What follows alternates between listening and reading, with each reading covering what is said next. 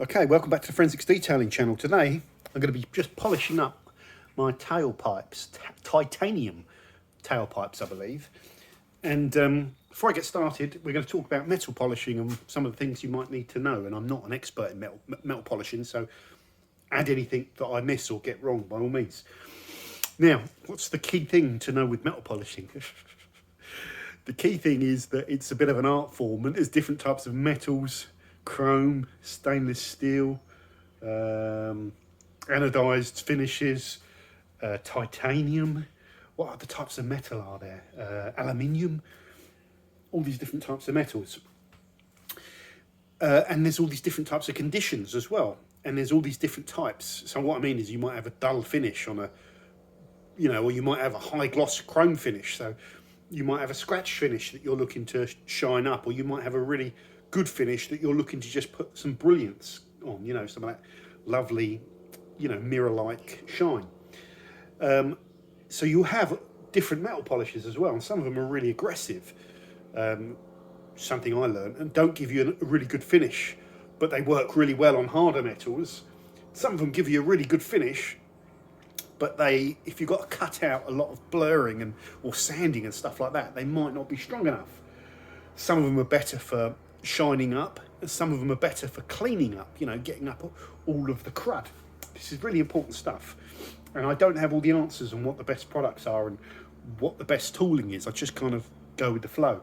Now, in terms of polishes, I only want one metal polish, so I use this white diamond because I saw what it could do by machine on aluminium and stainless steel. Really took it from a horrible finish to a lovely finish on machine. One of the best finishes. It's around about 21 quid delivered, this thing, but it also has a sealant in it. It's quite old school and it does solidify, so you really have to spend a lot of time shaking it before you use it to get it all into a linear, homogeneous, that's the word, cream. It also has a pore. That lid there's a little nipple in it there, which you can probably just see, and that tends to bung up as well. It's almost not big enough. You might want to drill it out. So there's some things about it which are a bit budget, but you get a lot of polish for your money. It's cheaper than Auto Sol, pound for pound, because you get 12 fluid ounces, 355 mil for that. But it's not the cheapest one on the market, but decent on price. Now, some other things you need to know. I use, if you saw my exhaust video ages ago on the channel when I had the M3, sorry, when I had the, oh Jesus, hold on. Right, stay open, good. Right. So I've got these derusting bits here. I've got a leaf wheel which is spannered. And I have these acrylic ones, which are just slightly less aggressive than the metal ones. And if there's any heavy tarnishing on the exhaust, there's no point in trying to polish it off sometimes, because you'll be there for years. So sometimes I use these acrylic bits to clean up the insides, for example, which are not ever going to be like a showroom finish, but just blast all the soot off. I'm not going to be really polishing out that inside. And then with these ones, I can only access the outside of them, and they're in good nick. So all I'm going to do is use the least aggressive method on them, which is a microfiber cloth, and the product spread over the microfiber cloth, and then pulling it up and down each side like a belt sander almost to buff it up. So the least aggressive for the outside because it's in good state, most aggressive on the inside because it's covered in soot, and I'm not trying to gloss up the inside of the pipes. It's pointless for me. And somewhere in between, you can polish with a little mini polisher like this in rotary mode. And if you're going to do that, I would use the coarsest foam pad that you can get your hands on. Really tough pad. You're going to destroy the pad. Or a microfiber, or probably a wall pad, and really hammer hammer it with that. You could also use these cone pads, but these tend to be a little bit Mickey Mouse, not quite hard enough. And they can go on these APC adapters, which are fantastic for is that APC? SPC or something, what's it called? Hold on, APS adapters. So that can go in there, and then you can put the cone on the end. which can be useful for metal polishing, but or you can get these cheap eBay, you know, ZFE it used to be called, cones, which this is the one I used last time, and you can chuck it in a drill bit and use that. But it's okay for polishing up and a little bit of light cleaning. But like I say, if it's heavy tarnishing, you're almost better off going aggressive and then brightening up the dulling. This will really scratch some types of metal, so you probably wouldn't use this on chrome, but stainless steel will be all right. If it's all tarnished inside, it blasts it out really quick.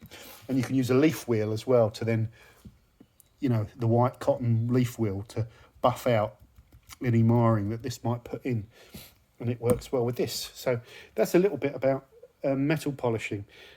There's all, you know, it's an art form.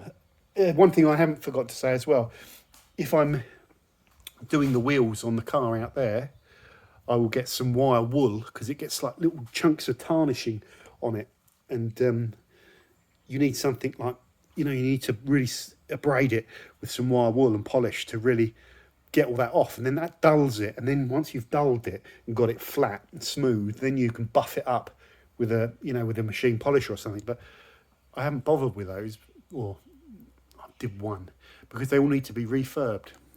The insides are rotten. So let's get this done while you're here watching, so you can see what I'm doing. There we go. Got that speedy camera. Let's just check. Oh, you donkey. Oh, got lucky.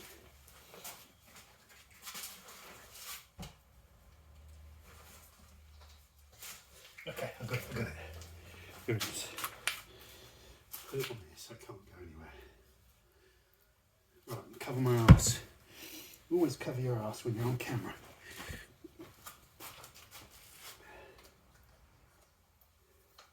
So we're just going to blast out some of the crap that's inside it. Look at that, it's perfect fit.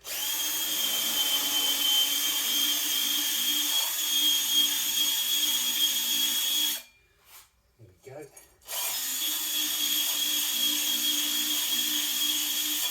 That literally is the same radius. That's the exhaust. That's absolutely perfect.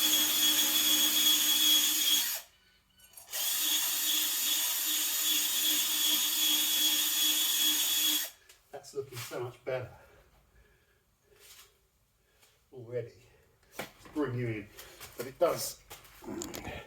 Maybe we can polish this out so it gets rid of some of that fine scratching. So you can see in there, it looks like a pair of eyes.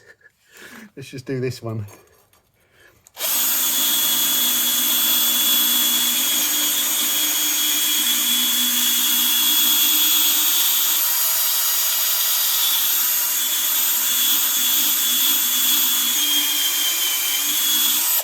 That is the most perfect tool for the job. And it's just, okay, it's not, let's get some light. It's not perfect, but, you know, it's just tidied it up in seconds. And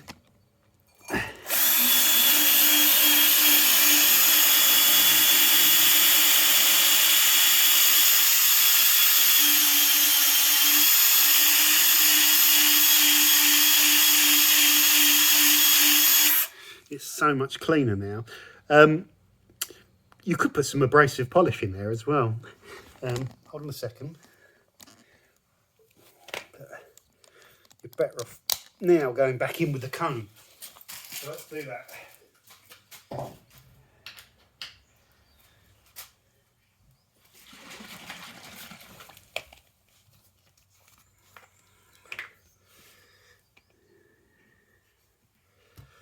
This can make a mess, but this will stop it going everywhere. I've got to hold the camera while I do this.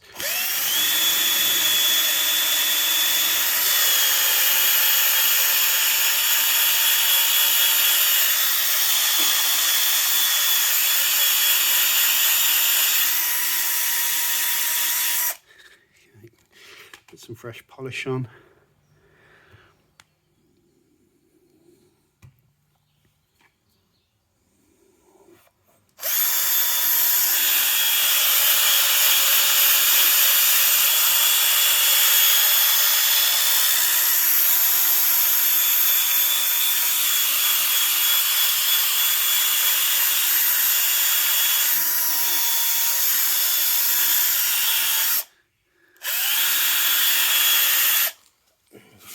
next one. Fresh polish.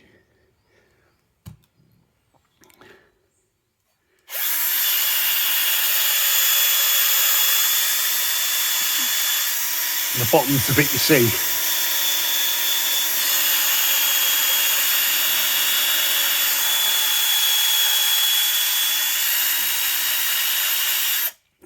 It's looking better. And the last one. Bonus mark. What colour is titanium oxide? Is it black? Because that's usually get black coming off metal polishing, don't you?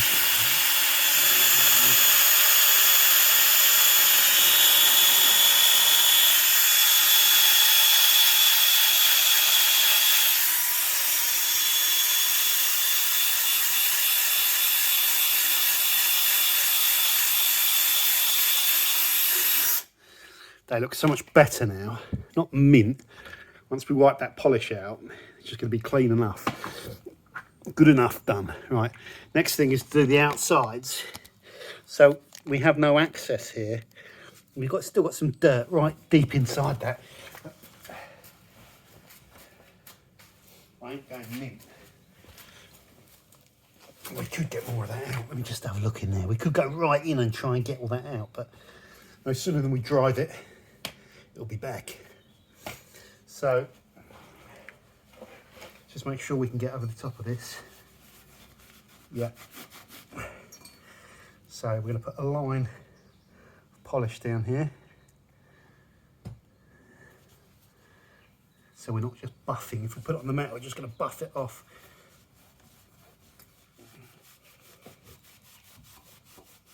Now you almost need a little belt sander.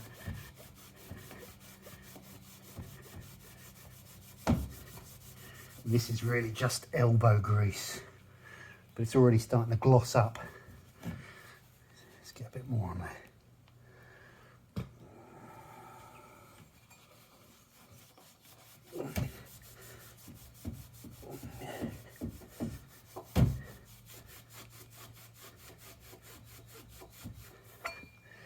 Okay, let's clean this one off so we can do a before and after.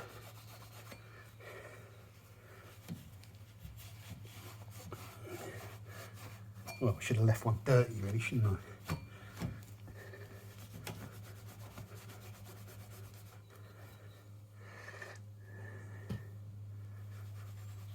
I? Ow! My nail.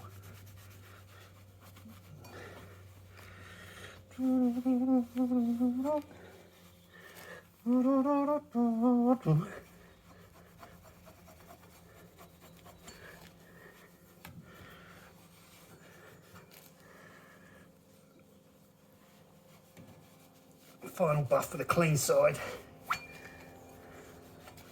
And there, oh yeah, we have, just get that little bit of polish off the bottom. Get that there, don't put it on the floor, people go nuts. There we have a nice brilliant shine exhaust tip, and on the other side we'll have a dull one that needs polishing. So the aim now is just to go and do the outsides of these other three and get these ones all nice and shiny and glossy like that one, and that looks really good actually. Yeah, see the difference even back here.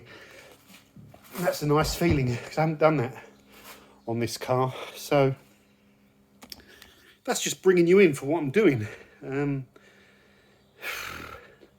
You saw the difference between what we had to do last time on the that M3 Laguna Seca Blue.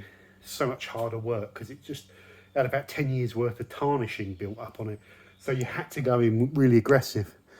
Having the right tools for exhausts is important, and the drill and those cone bits, without them you'd just be buffing your nuts off, wouldn't you? Not your nuts, but you know what I mean. Anyway, thanks for watching, guys. Don't forget to subscribe. Don't forget to come and join us on the Patreon community, which is doing really great at the moment. And I'll see you soon on the Forensics Detailing channel. Bye for now.